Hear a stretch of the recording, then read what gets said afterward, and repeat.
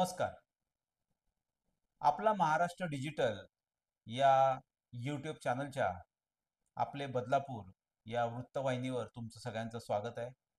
आज विशेष असं मी आभार मानण्यासाठी या व्हिडिओतनं तुम्हाला संवाद साधणार आहे.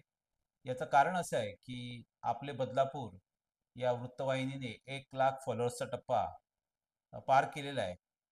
काल 2 दिवस अतिवृष्टीचे असल्यामुळे आम्ही काही बातम्यांमध्ये व्यस्त असल्यामुळे लगेच काही व्हिडिओ करता आला नाही. परंतु आता अशी परिस्थिती आहे की अ, आम्हाला साधारणपणे 2-3 दिवसातच 1000चा टप्पा गाठला जातो. म्हणजे आपण 1 लाख 1,000च्या दिशेने आता माझा हा व्हिडिओ ज्यापर्यंत ब्रॉडकास्ट होईल तोपर्यंत आपला जो हा आहे म्हणजे 1,01,000चा टप्पा सुद्धा आता आपला पार झालेला असेल. तर या निमित्ताने मी तुमच्याशी एक विशेष असा संवाद साधण्याचा प्रयत्न करणार आहे. तर तुम्ही हा जो माझा संवाद आहे तो शेवटपर्यंत नक्की ऐका आणि आपण ह्यामधनं तुमच्या सुद्धा काही कमेंट्स आहेत त्या आपण त्याच्यातही पण चर्चा करणार आहोत आणि तुमचं सहकार्य नेहमीच लागणार आहे. तर आपण या व्हिडिओतनं या बाबतीत आपण सतत चर्चा करणार आहोत.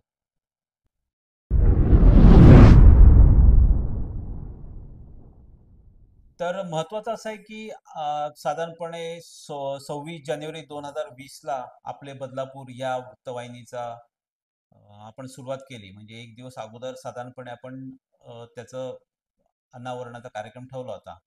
त्याच्या मागचं कारण असं होतं की 26 जानेवारीला खूप कार्यक्रम असतात सगळ्यांचे, त्यामुळे उपस्थिती मिळेल की नाही. तर साधारणपणे 26 जानेवारीला आपलं 2020ला आपले बदलापूर वृत्तवाहिनीला सुरुवात झाली आणि साधारणपणे त्याच्यानंतर काही कालावधीतच कोरोनाचा काळ आला आणि अशा परिस्थितीत सुद्धा कोरोनाच्या काळात सुद्धा जे काही मेनस्ट्रीम मीडिया होते म्हणजे जे आपण टीव्हीवरती साधारणपणे सगळे वृत्तवाहिन्या बघतो, नंतर प्रिंट मीडिया असतील म्हणजे सगळे जे वृत्तपत्र असतात, ते सगळे कोरोनामुळे बंद पडले. साहजिकच आहे, तशीच परिस्थिती होती. पण तो आपले बदलापूर मात्र सुरू होतं आणि आपले बदलापूरच्या माध्यमातून लोकांना म्हणजे सगळे लोकं घरामध्ये म्हणजे जी काही संचारबंदी लागली होती त्याच्यामुळे सगळे स्वतंत्र एका घरात सुद्धा काही वेळेस क्वारंटाईन झाल्यामुळे एका घरातला माणूस सुद्धा दुसऱ्या माणसाला भेटत नव्हता. अशा वेळेला मोबाईल हेच आपलं एक साधन होतं आणि त्याच्यामध्ये आपले बदलापूर ही वृत्तवाहिनी काम करत होती आणि त्यावेळेस आमच्याबरोबर असलेली सगळे सहकारी ते सातत्याने म्हणजे कुठल्या जे रात्रीचं बुलेटिन यायचं नगरपालिकेचं की कुठल्या इमारतीत किती कोरोनाचे पेशंट आहेत वगैरे त्याची यादी पण वाचली जायची. काही वेळेस तर असं आलं की आमचे जे आता मोहिनी वगैरे आहे ते सगळे म्हणजे त्यांना पण कोरोना झाला आणि ते सगळेच तिथे सोनिवलीच्या क्वारंटाईन सेंटरमध्ये अ, त्यांना भरती करावं लागलं आणि तिकडनं सुद्धा त्यांनी अ, आपले बदलापूर वृत्तवाहिनी चालू ठेवली. म्हणजे अशा परिस्थितीमध्ये आपले बदलापूर वृत्तवाहिनी काम करत होती आणि तिला लोकांनी भरभरून प्रतिसाद दिला. 26 जानेवारीचं म्हणजे प्रजासत्ताक आणि संविधान ह्याच्याशी नातं जोडत आपण जर आता पाहिलं तर 2024ला 2 दिवसापूर्वीच आपण 1 लाखाचा टप्पा पार केला आणि म्हणजे 15 ऑगस्ट आता काही 15 दिवसावरती आले. तर मला हा एक छान असा योग वाटला. म्हणजे संविधानाला धरून आपण स्वातंत्र्य मिळवतोय म्हणजे अशा अर्थाने थोडंसं मला असं म्हणायचं खरं स्वातंत्र्य आधी आणि नंतर संविधान. पण ह्याच्यामध्ये संविधान आधी झालंय आणि स्वातंत्र्याचा दिवस आपल्याला जोडून नंतर येतोय. तर आम्ही ह्या वृत्तवाहिनीच्या माध्यमातून खूप अशी काही क्रांतिकाराची भूमिकेतनं काही नव्हतो. परंतु आम्ही सातत्याने लोकांच्या बातम्या करण्याचा प्रयत्न करतो. आत्ताच काही दिवसापूर्वीचं एक उदाहरण होतं. आपल्या बदलापूरमध्ये असलेलं ग्रामीण उपजिल्हा रुग्णालय आहे. त्याच्यामध्ये वीज नव्हती आणि 2 दिवसापासून वीज नसल्यामुळे ते जे काही रुग्ण होते ते घरातनं जे काही चार्जिंग करून आणायचे बल्ब वगैरे आणि त्याच्या आधारावरती ते सगळे रुग्ण होते. आणि अशा परिस्थितीमध्ये तिथे लाईव्ह केलं आपली प्रतिनिधी आहे मोहिनी जाधव हिने आणि ते लाईव्ह एवढं म्हणजे गाजलं आणि इतकी त्याची दखल घेतली गेली.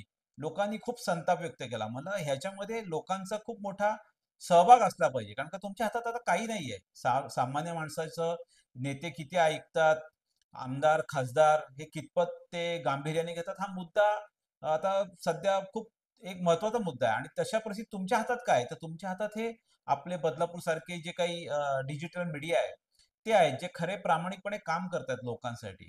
तर मग त्यावेळेस ते खूप लोकांनी शेअर केलं. म्हणजे आम्ही तसंच आवाहन केलं होतं. शेअर केलं, लाईक केलं आणि ते खूप सरकारपर्यंत पोहोचलं आणि तुम्हाला सांगतो की जो ट्रान्सफॉर्मर बदलायला कित्येक वर्ष लागत होती, तो ट्रान्सफॉर्मर दुसऱ्या दिवशी म्हणजे नवीन ट्रान्सफॉर्मर दिला, म्हणजे दुरुस्त करणार होते ते ट्रान्सफॉर्मर. तर हे आपले बदलापूरचं यश आहे म्हणण्यापेक्षा आपल्या बदलापूरच्या मागे तुम्ही जे उभे आहात त्याचं यश आहे. आणि मला त्याचं खरोखर कौतुक करावंसं वाटतं, की जर तुम्ही एकत्र आले आणि शेवटी बघा काही असलं ना, तर शेवटी सामान्य माणूस ज्यांच्याबरोबर जातो ना, तोच मोठा होऊ शकतो. नाहीतर बाकी सगळं हे सगळं खोटं आहे. तर लोकं बघतील, लोकांकडे काय आहे, हे जनशक्ती असते ना तीच महत्त्वाची आणि ते तुम्ही आहात बरोबर आणि म्हणून या समस्या सुटतात आणि जर तुम्हाला खऱ्या अर्थाने आपल्या समस्या समजून घ्यायच्या असतील, समस्या सोडवायच्या असतील, तर तुम्हाला आपले बदलापूरबरोबर आपल्याला एक नातं जोडावं लागेल. तर मग आता आम्ही काय केलंय, की सामान्य माणसाला जोडणारे असे कार्यक्रम म्हणजे आपले रेल्वे प्रवासी बुलेटिन सुरू केलंय. त्याच्यानंतर आम्ही आता नवीन एक असा उपक्रम केला, की हवामानाशी संबंधित खूप मोठे एक घटक आहे.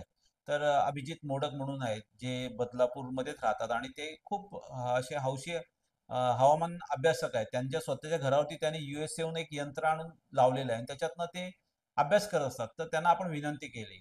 अशा पद्धतीने आपण हे सगळं काम करतोय आणि कुठेतरी लोकांना एक चांगला असा दिलासा देण्याचं काम आपले बदलापूरच्या माध्यमातून करतो. लोकसभेच्या नंतर आम्ही ह्या आपले बदलापूरचं स्वरूप बरचसं बदललं. काही बदल केले त्याच्यामध्ये आणि तुम्हाला सांगतो म्हणजे आम्हाला साधारणपणे महिन्याला 1,000 लोकसभेच्या अगोदर 1,000 फॉलोअर्स जोडण्यासाठी साधारण महिना जायचा.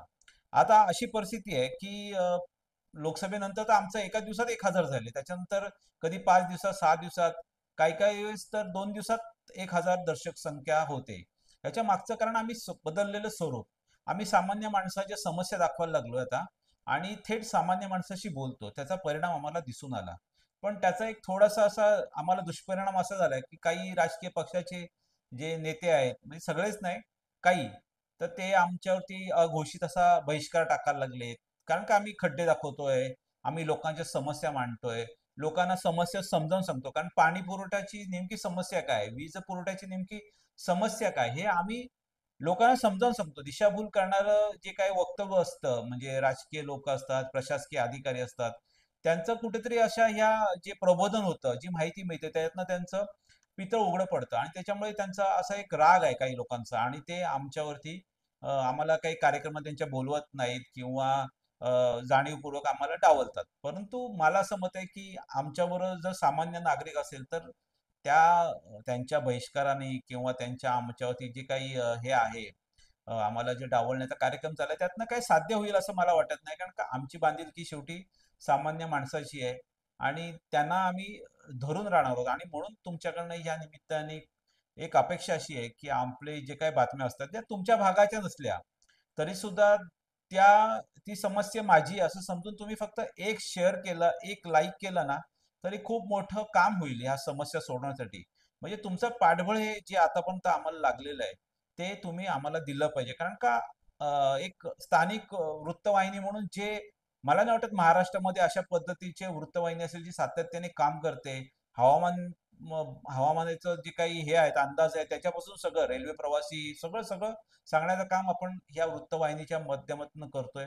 आणखीन काही कार्यक्रम आपण नवीन सुरू करणार आहोत त्याचं तुम्हाला येणाऱ्या काळात समजेलच. तर मी तुमचं खूप मनापासून आभार मानतो, की 1,00,000 जी दर्शक संख्या आहे, ती 2 दिवसापूर्वीच पूर्ण झाली आणि आता मला वाटतं हा व्हिडिओ होईपर्यंत अजून 1,000 वाढलेले असतील. तर हा टप्पा आपल्याला जास्तीत जास्त वाढवायचा आहे. प्रत्येक घरात, प्रत्येक मोबाईलमध्ये बदलापूर शहराच्या आपले बदलापूर हे बघितलं गेलं पाहिजे. त्याच्यातनं तुमची जी समस्या आहे ती सुटण्यास मदत होईल आणि तुमच्या खऱ्या भावना आहेत त्या व्यक्त करण्यासाठी एक साधन म्हणून हे आपले बदलापूरचा आपल्याला उपयोग करायचा आहे. त्यामुळे मी ॲडव्होकेट मनोज वैद्य या वृत्तवाहिनीचा संस्थापक आणि संपादक ही तुमच्या सगळ्यांचा खूप खूप आभार मानतो. ही आपली बदलापूर ही वृत्तवाहिनी बदलापूरमधली सगळ्यात पहिली डिजिटल वृत्तवाहिनी आहे आणि सगळ्यात जास्त पाहिली जाणारी वृत्तवाहिनी आहे. त्यामुळे हे सगळं जे काय आहे ते सगळ्याचं यश हे नक्कीच तुमचं आहे दर्शकांचं. त्याबद्दल पुन्हा एकदा सगळ्यांचे आभार. असाच पाठिंबा राहू द्या. जास्तीत जास्त आपल्या सगळ्या बातम्या शेअर करा अशी विनंती करून माझे 2 शब्द संपवतो. नमस्कार.